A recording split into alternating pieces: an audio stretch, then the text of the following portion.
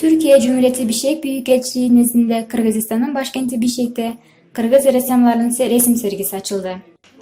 Büyükelçilik salonunda düzenlenen Kırgız ünlü ressamları Jılgıcı Jakapov ve Taant Ogobayev'in interior gezisi sergisi Türkiye Büyükelçiliği tarafından gerçekleştirildi.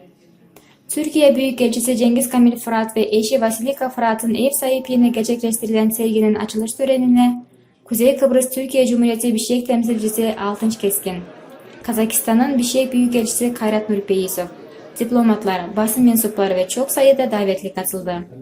Etkinliğin açılış konuşmasını yapan Büyükelçi Fırat, bu tür etkinliklerin ülkede yapılmasının çok önemli olduğunu vurguladı.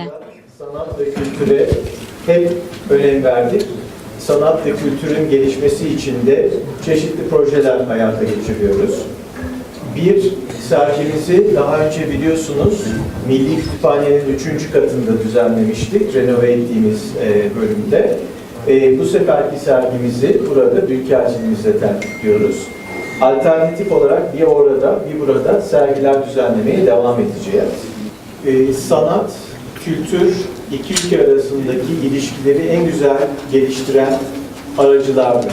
Bu nedenle biz de sanata ve kültüre destek vermeye devam etmek istiyoruz. Bugün aramızda Kırgızistan'ın değerli sanatçıları var.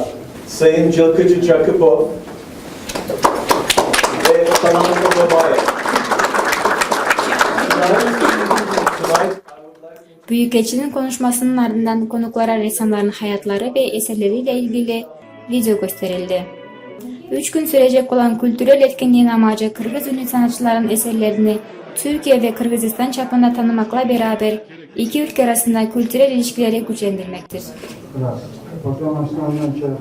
Bizim için bugün iki çok değerli ressamlar konuk aldık elçiliğe.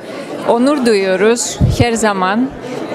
Bizim için öğretmenler gibi hayatta bir yol gösteriyorlar. Sanattan üzerinden bir örnek göstereceğim size. Burada arkamızda mesela çoban kızına bir hediye. Çoban bir fakir bir insan. Ne verebilir kızına? Ancak bir yol gösterebilir.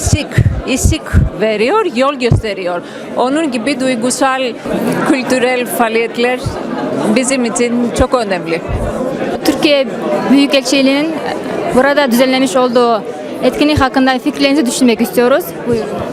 İyi akşamlar. İsmim Erkin Bekjoroyev. Egemenlik Dernek Başkanıyım. Türkiye Mezunlar Derneği Başkanıyım. Şimdi bu gece çok güzel bir gece yaşıyoruz. Kırgız sanatçıları Talant ve Jılgıcı ağabeylerimizin resimleri burada ortada. Bunların çok ünlü oldukları, çok marifetli oldukları zaten ortadaydı ama bu gecenin önemi Türk Büyükelçiliği'nin, Türk kardeşlerimizin bunu ortaya çıkararak insanları bir araya getirmesidir. Çok önemli gece oldu. Bundan dolayı Türk Büyükelçiliği'ne teşekkürlerimizi sunuyoruz. Kırgız olarak.